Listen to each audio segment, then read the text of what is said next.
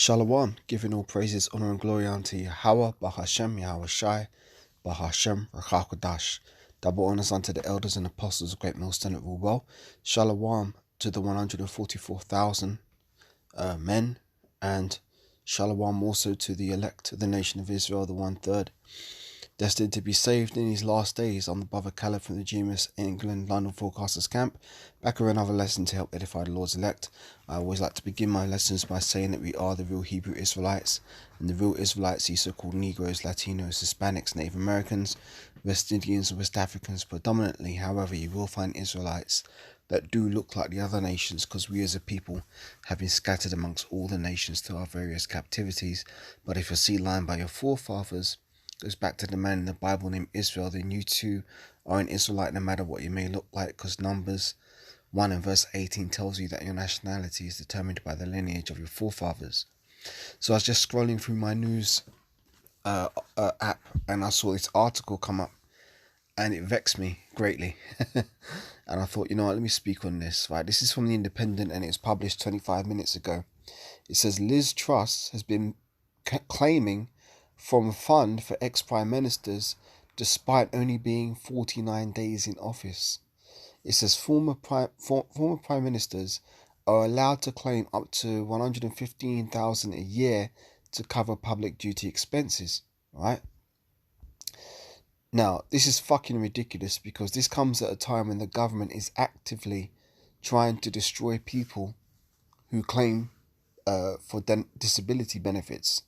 You got people out here who are genuinely struggling, trying to meet the cost of living, and they're having their disability benefits cancelled because the DWP is intentionally not renewing claims, but forcing people to go through long and drawn out appeals processes in order to make people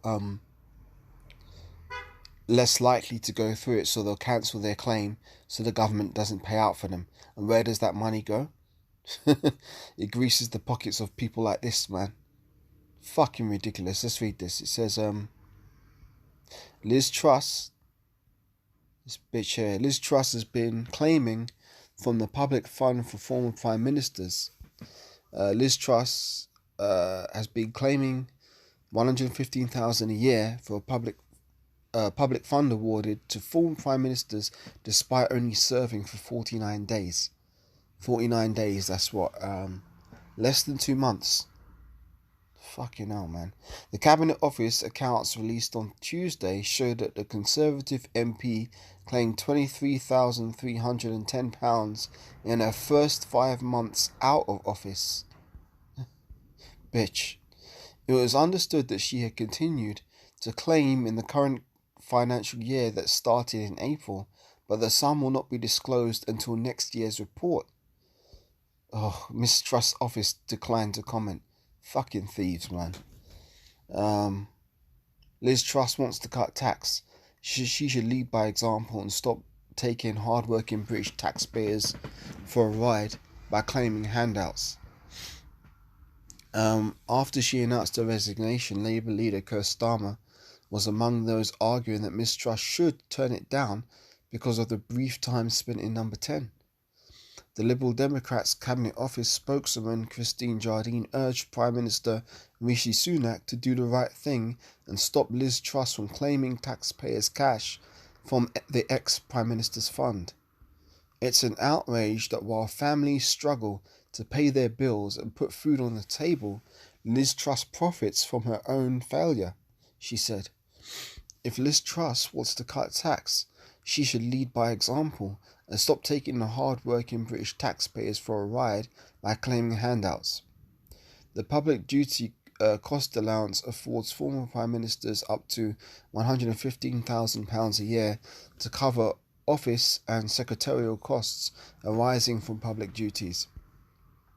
Applicable costs include those for running an office, handling correspondence as an ex-prime minister, and for support with visits. Sir Tony Blair and Sir John Major were the only former leaders to claim the maximum amount in 2022/23, though Gordon Brown was closed on £114,000, 620 £114,627, yeah. Ms. Truss's chaotic tenure in number 10 ended on October 25th after losing the support of Tory MPs. On Monday, she defended her economic crisis, including a mini budget, a year on from her Chancellor, Kwasi Kwarteng, unveiling the £45 billion package for unfunded tax cuts. She hit out at economists and institutional bureaucracy for her downfall, as she hinted at further plans to intervene in Tory politics at the party conference next month. The Cabinet Office accounts also detailed the costs of Boris Johnson's taxpayer-funded legal defence to the inquiry that he found he lied to MPs over Partygate. The final cost was put at £263,079, in line with what the department had previously revealed.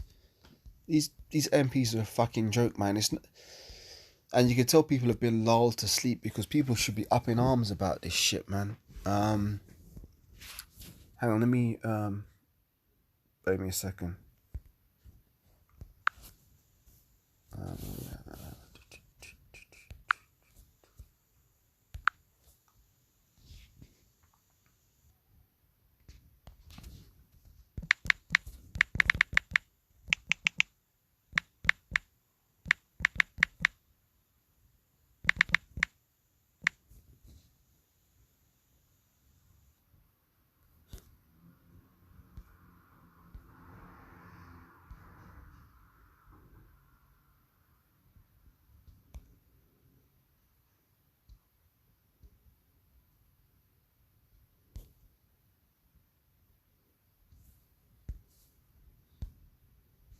This is I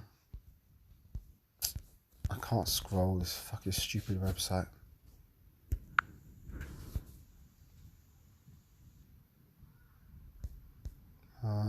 Wait me a second. I'll pull this article. It says DW. This is from The Guardian, right? Every time it's bullshit, man. Right, this is from The Guardian. It says DWP, which stands for Department of Work and Pensions, stops woman's benefits after she said she worked 1 second over limit. Department cut off employment and support allowance when Liz, a single mother, accidentally said she worked for 16 hours. The Department for Work and Pensions has cut off a benefit claimant's employment and support allowance, ESA, because she accidentally stated she had worked 1 second over the maximum allotted time. ESA is a benefit paid to people who cannot work full-time because of illness, disability, or a health condition. Claimants are permitted to work for less than 16 hours a week and still claim ESA. So basically, this woman, when she was filling out her form, she filled out that she worked 16 hours, but because the DWP says she can only work for up to 16 hours, they cut her benefit. So this isn't an isolated case. But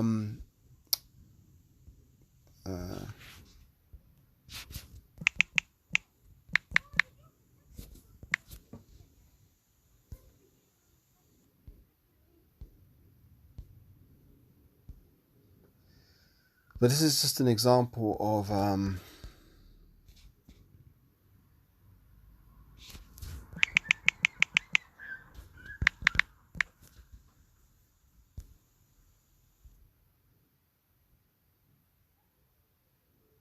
there you go, check this out. It says half of disabled PIP claimants have had benefits cut by the DWP. It says ongoing reviews mean claimants need to prove they are entitled to benefits and often fail to do so. Nearly half of all personal independence payments PIP claimants had their money cut or halted last year due to ongoing plan reviews which constantly reassess their entitlement. Disability News Service obtained unpublished figures from the DWP showing that the number of PIP claimants who had their payments reduced after a review of their entitlement rose from less than 10% in 2014 to nearly 20% in 2016. When was this article published? This article's old, it's from 2017, but the fact of the matter is that you got people who genuinely need help, genuinely need financial support, who are not getting it, and you got this fucking Liz Truss bitch. Where are we at? Here we go. You got this Liz Truss bitch. Where are we at? There we go. Claiming £115,000 a year for only 49 days spent in office. And look at her smiling there. Fucking bitch. Honestly, man. Well, you know what? The Most High is going to wipe that smile off her face, man. Let me get some precepts on this. The way this society is set up is...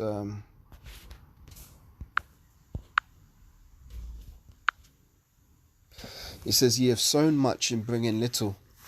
Ye eat, but you have not enough. Ye drink, but ye are not filled with drink. Ye clothe you, but there is none warm. And he that earneth wages to put it into a bag with holes. So that's the state of the society we're in. As Jake, we're unfortunately the servants in this society. We're slaves. We're subject unto the will of Esau, which is predominantly the so-called white people. And these people are crooks and they're thieves. What does the scripture say? The thief cometh not but to kill, to steal, and to destroy. Let's get that one.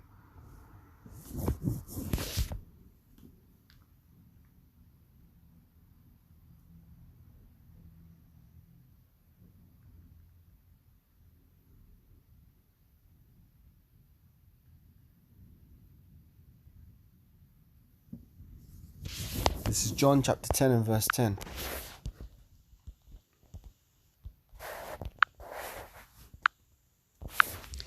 It says, the thief cometh not but for to steal, and to kill, and to destroy. I am come that they might have life, and that they might have it more abundantly.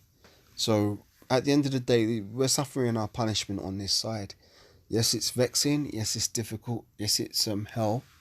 But at the end of the day, Yahushua is coming back to deliver his elect. And we have to pray that we're worthy to be recipients of that salvation, because we can't survive in a society like this where everything is against us. We can exist, but existing is not living. You know, we're only really going to enjoy life when the kingdom of heaven is established on the earth, a kingdom wherein dwelleth righteousness.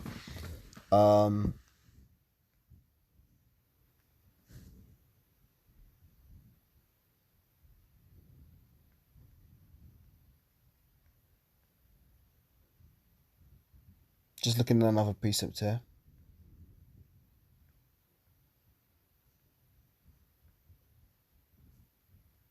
That's not the one I want. Bear me a second.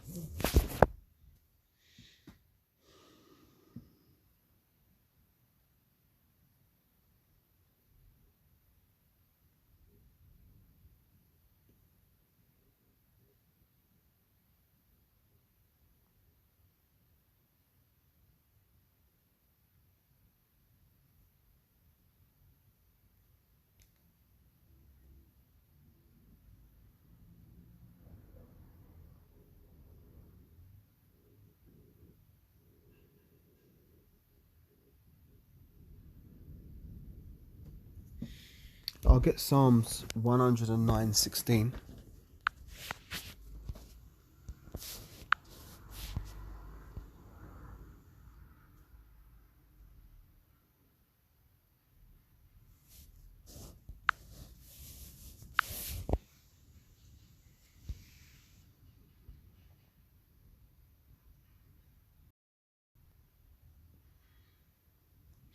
Yeah, Psalms 109:16, it says, because that he remembered not to show mercy, but persecuted the poor and needy man, that he might even slay the broken in heart.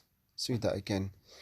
Psalms 109:16, because that he remembered not to show mercy, but persecuted the poor. So a lot of people are being persecuted by Esau's unrighteous decrees. and needy man, that he might slay the broken in heart. But you know what? The Most High hears the cause of the poor. He hears the affliction of the poor, and in due time, the Most High is going to lift up the beggar from the dunghill. Let's get that one.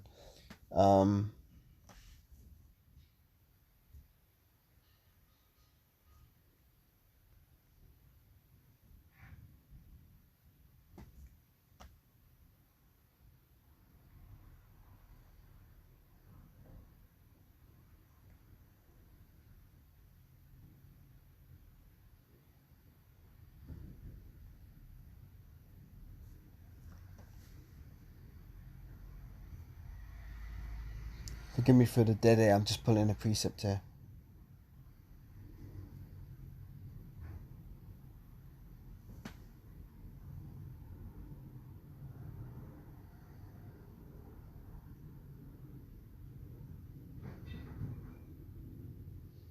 This is Luke, 16th chapter.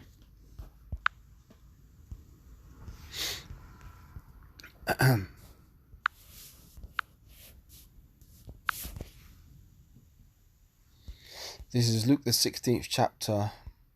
It says, verse 19, there was a certain rich man which was clothed in purple and fine linen, and fared sumptuously every day. And there was a certain beggar named Lazarus, which was laid at his gate, full of sores, and desiring to be fed with the crumbs which fell from the rich man's table. Moreover, the dogs came and licked his sores. So to break this down, the rich man represents the Edomites, and the poor man, Lazarus, represents us Israelites. And the dogs that came and licked Lazarus' sores represents these other nations, because these other nations come into the communities wherever Jake are, and they set up their shops, and they basically exploit Jake. You know, we have to go to our enemies for the want of all things. So they're like the dogs that come in and lick the beggar's sores. Alright? And it says, it's very, very sad account if you use your imagination. And it came to pass that the beggar died, and was carried up by the angels into Abraham's bosom. And the rich man also died and was buried. And in hell, he lifted up his eyes. Now, it doesn't mean in literal hell, like, because hell is just a state, you know, a condition, a lower state. Doesn't mean some place that burns under the ground where people go after they die and they're tormented by a red devil with a pitchfork. No, it's just a very low state. And in hell he lift up his eyes, being in torments, and seeth Abraham afar off, and Lazarus in his bosom. So Jake's going to be comforted, you know, but the rich man's going to be punished. And he cried and said, Father Abraham, have mercy on me, and send Lazarus, that he may dip the tip of his finger in water, and cool my tongue, for I am tormented in the flame.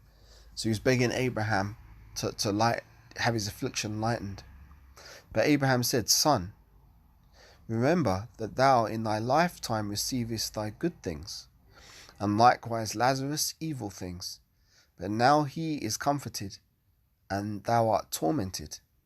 And besides this, between us and you there is a great gulf fixed, so that they which would pass from hence to you cannot, neither can they pass to us, that it would come from thence, they that would come from thence.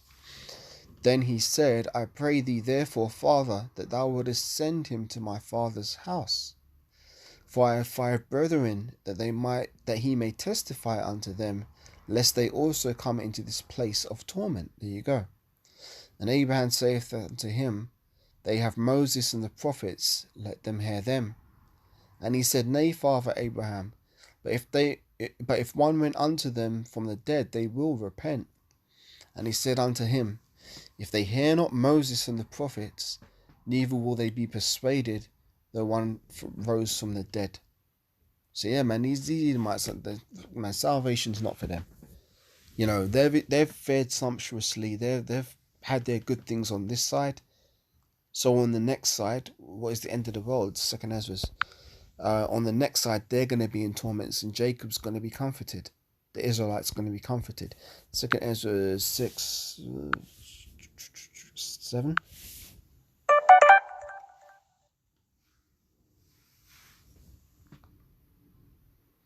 Then answered I and said, what shall be the parting asunder of the times? Or when shall be the end of the first and the beginning of it that followeth? And he said unto me, from Abraham unto Isaac, because Abraham is the grandfather of Esau. Abraham is also the grandfather of Jacob. And he said unto me, from Abraham unto Isaac, when Jacob and Esau were born of him, Jacob's hand held first the heel of Esau. For Esau is the end of the world, and Jacob is the beginning of it that followeth. The hand of man is betwixt the heel and the hand. Other questions Ezra's ask thou not. So that tells you that at the end of this age, at the end of this time, at the end of this world, eon means age. At the end of this age, Esau will be in rulership. So he's going to be in his highest state, and he's going to be dragged down to his very lowest state, and Jacob is going to be exalted. The Israelites will be exalted, starting with the 144,000 and the rest of the elect. So yeah, man, that's all I've got to say on this shit, because it fucking pissed me off seeing that article there. Stupid smiling bitch, man. But yeah, this isn't going to go on for much longer. This society's almost at its end, and the days of these MPs taking the taxpayers' money and running around and doing all kind of off shit is coming to an end very soon. So with that, giving all praises, honor and glory unto Yahweh, Bahashem Yahweh Shai, Bahashem Rachakadash, double honors unto the elders and apostles of great millstone that rule well. Shalom once again to the 144,000 elect men of the nation of Israel. Shalom also unto the 1/3. And I'll catch you in the next lesson, Lord willing. Shalom for now. Wa abba ba, wa kameshwala. Shalom.